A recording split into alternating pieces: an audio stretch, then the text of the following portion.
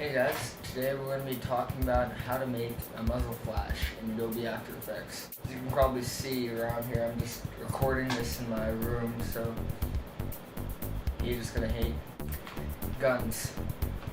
As always, be careful. This is just a plastic toy gun I bought. I did paint it and I weighted it so it's quite heavy. It feels realistic, and that's one of the most important things when trying to make an effect, for the actor to actually get the feel for it. So close up, it's got some nice detail to it. It's a Kimber custom pistol. So let's get started. One of the biggest misconceptions about making muzzle flashes in Adobe After Effects is, well, I guess I'll just show you. Most people on YouTube make action videos with muzzle flashes that look something like this. There's just a few things wrong with that, because they've got the basic idea down. One, the muzzle flash was a bit small. Two, the recoil was really unrealistic, and there's no interaction with the environment, like, at all. This is how a real muzzle flash should look like.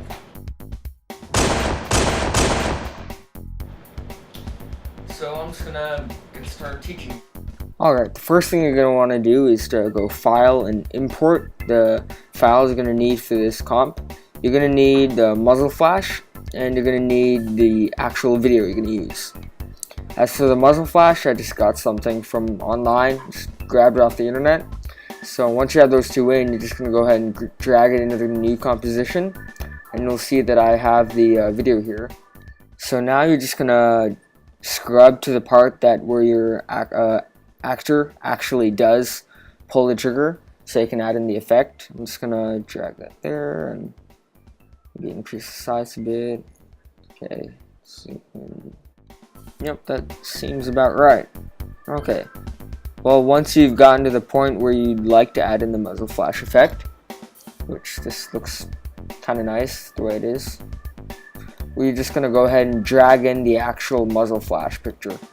Now, this muzzle flash, I just got it from the internet with black behind it. So what I did was I just kind of put the blending mode to screen to get rid of the black in the background. And so now it's just the muzzle flash by itself. So once you put in the composition, we're just going to go ahead and adjust it to make it fit into the composition right in front of the gun where the user will be shooting it. We want to make sure it looks realistic. As you can see here, mine's a bit pointed downwards. I'm just gonna fix that. Yep, that looks good. Alright, so once you get that muzzle flash in there, looks about good. Alright, so that looks good. Okay. So now we're gonna add a blur effect to the muzzle flash, because right now it looks a bit sharp. So by adding the blur effect, it'll look like it, blends into the scene a bit more. Because first of all, muzzle flashes don't even exist. But other than the fact that they don't exist, if they did exist, there's no way they'd be that sharp, even for a camera to pick up. So we're just gonna add the blur effect. I think I'm gonna set that to around 6. No, 2 is too small. 6. Yeah, looks good. Okay. So now it looks a bit more realistic. So now what we're going to do is we're going to have the muzzle flash actually interact with the environment. So what we're going to do here is we're going to select our base layer, and then we're going to duplicate it. On Mac, that'd be Command D. On PC, that'd be Control D. And once we have it duplicated, we're going to choose the duplicated layer, select the ellipse tool from the mask, and just kind of make the circle around the muzzle flash. And then we're going to change the blending mode to Add. Then we're going to go to our mask and then just kind of bump up the feathering a bit so it doesn't look like there's a circle around the muzzle flash. Just kind of add that up so it blends in with the environment. That looks good. So the thing about muzzle flashes, they don't only interact with where they are, they also interact with, wrong layer. What they do is they interact with different parts of the environment. So like places like my face, my shirt. So we're going to make a few masks around where my face is. Go to the pen tool, maybe do a bit of my body here. It looks good. And we're gonna do maybe a bit of my arm. It's holding the gun. Yeah, there we go. Okay, and then we're just gonna bump up the feathering for all of those, so it just blends in a bit more. You don't want it to be too sharp. Again, don't feel like you can't go overboard with this, because it just blends more in with the scene. So I wouldn't say the more the better. It's just too little is gonna make it look really kind of sharp and unrealistic. So you can see the arm there without the feathering. It just looks nasty. Alright, so once you got that lighting in, hold on here, okay, kind of forgot about that. You're gonna have to make the muzzle flash last just one frame where it actually shoots. So I'm gonna zoom out here, and I'm just gonna make that last one frame. Can't reach the other side. There we go. And you're gonna make the muzzle flash last one frame. You don't want it to be too long. You want the same thing for the lighting, the light that the muzzle flash casts in the environment. But what's different about the muzzle flash light is it's gonna last a bit longer than the muzzle flash itself. We're just gonna maybe make the light last maybe 4 or 5 frames before it goes completely dark. So what we're gonna do is we're gonna go into transform, opacity, and then we're just gonna make a keyframe there, and then go to the very end. Yeah, looks good. And then just bump it down to 0. And so by doing that, it'll travel from 100% to 0 in 4 frames. So you can see there, looks nice. Play that through. Yeah, looks good. Alright, well, now that we've got the lighting in, we've got a few more things to add. In real life, when you fire a gun, the slide actually blows back, so a shell can eject, and then a new cartridge can be inserted into the chamber. So what we're going to do here is we're going to select the mask tool, and then we're just going to duplicate the layer that is the actual footage, and then we're just going to mask around this slide, so that we can, oops, looks a bit off, so that we can make a blowback effect.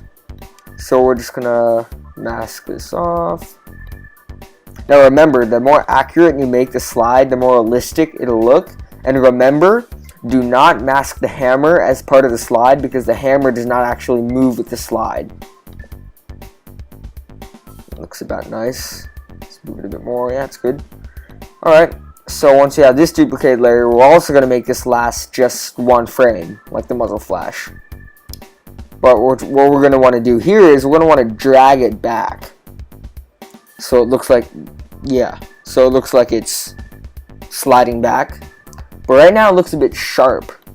So we're going to go into the blur effect and then add a directional blur. Now what the directional blur will be, it'll be kind of like a motion kind of blur. It'll imitate how an object looks when it's as if it's moving. So what we're going to do is we're going to choose the motion blur and then set the direction to where the slide would be blowing back. And then we're going to increase the blur length to make it look realistic. Looks good. Okay. Looks good. Let's just zoom out. Scrub through and see how that looks so far. Yep. So as you can see, it looks like the slide is blowing back. Which really adds to the effect to make it look more realistic. It's good. Now we're going to drag to exact moment where it fires again. This time we're going to drag in the stock footage of smoke. Now what smoke does is smoke just kind of, smoke is the thing that really adds to the muzzle flash effect. It just makes it look so much more realistic.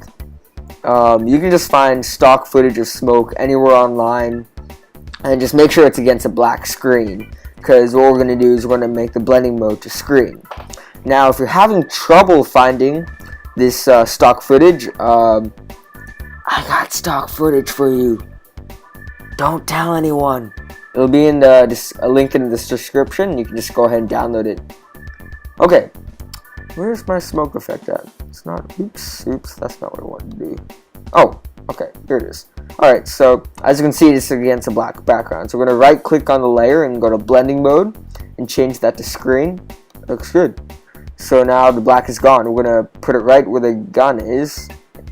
Make it look, oop, that doesn't look right. Oh yeah, I need to flip that. Alright, just make sure it's facing the right direction. And then, ooh, I do not want a keyframe. No, thank you, After Effects. There we go. Okay, so now we don't want the smoke to last too long, because otherwise it'll be like the user's firing again and the smoke from the last shot is still there. So we're going to do what we did with the lighting. Same thing, we're going to go transform opacity and change the keyframes to make it last a certain amount of time. The smoke should generally last longer than the light. Just make sure it's gone before the next muzzle flash goes. Yeah, it looks good. Scrubbing through. Yeah, it looks fine. Alright, well, we've got all these components in, and now the last thing we're going to want to do is import a shell. Now, the shell will do, it'll be the shell ejecting from the gun as it fires. So, again, you're going to have to find stock footage of this. You know what, if I'm nice, I might add a link in the description later, but I'm just gonna find one that's suitable for this scene and then drag it in. So this one's like already pre-keyed and it's really nice. So it's just one of a 45 caliber shell. So what you want to do is drag to the part where the gun first fires, and right now the shell looks ridiculously big, and what we're going to do is we're going to size it down to make it how big a shell really would be in comparison to the gun. So that looks about right. We're going to have it inside the gun for now, and then we're just going to make a keyframe for transform that'll make it travel in the time out of the gun. So we're going to make it first go up. Looks about right. Yep. And then we're going to drag a bit farther, and then we're going to drag it down. And as you can see, Adobe After Effects is smart. It just automatically bends it that for you, so it's more smooth. Looks like the shell is kind of there before the gun shoots, so I'm just going to have to change that. Alright, so once you got all that stuff down, we're going to want to change the shell to be, you know, more blurred, because it's going to be really fast moving and it's really small, so it's way too small to be sharp. So we're going to do the same thing that we did to the gun. We're going to go to blur, then effect, and then add the blur effect. It's going to be directional. We're going to change it to the direction the shell is ejecting, and then just spam, like, increase it, because it's going to be really big, much bigger than the slide even. And make sure that it ejects pretty quickly.